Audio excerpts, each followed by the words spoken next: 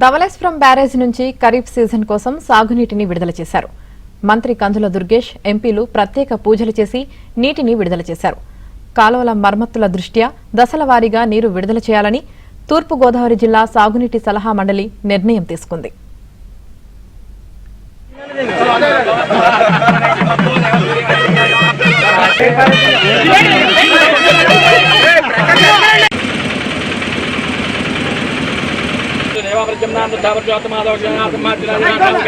हरे देव शंभो शंकर श्री महाकाली महालक्ष्मी माता स्वरूपिणी दुर्गा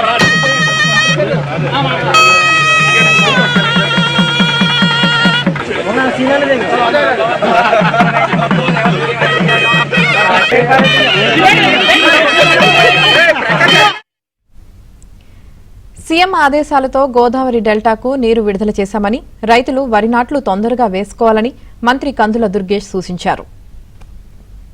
ఈ ప్రాంతానికి చెందినటువంటి 85,000 ఎకరాల ఆయకట్ట, అటుపక్కన కొవ్వూరు నిడదవోలు ప్రాంతంలో ఉన్నటువంటి 41,000 ఆయకట్టకి సంబంధించి నీటి విడుదలని గోదావరి నుంచి సరార్దర్ కాటన్ బ్యారేజ్ నుంచి రిలీజ్ చేయడం జరుగుతూ ఉంది.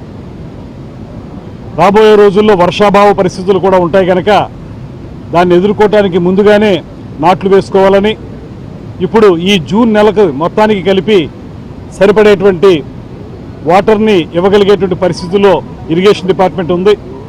ఆ తర్వాత వర్షాల మీద ఆధారపడి ఉంటుంది కనుక రైతాంగానికి మేము చేసేటువంటి సూచన ఏంటంటే నాట్లు తొందరగా వేసుకోమని చెప్పి కోరుతా ఉన్నాం.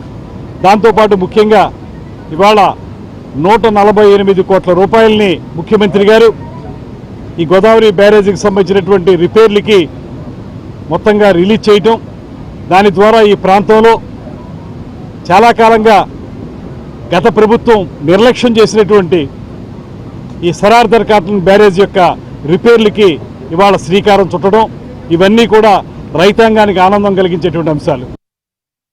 మా ముఖ్యమంత్రి గారు బలంగా నమ్మేది రైతు బాగుండాలి, రైతు బాగుంటే గ్రామం బాగుంటుంది, గ్రామం బాగుంటే రాష్ట్రం బాగుంటుంది.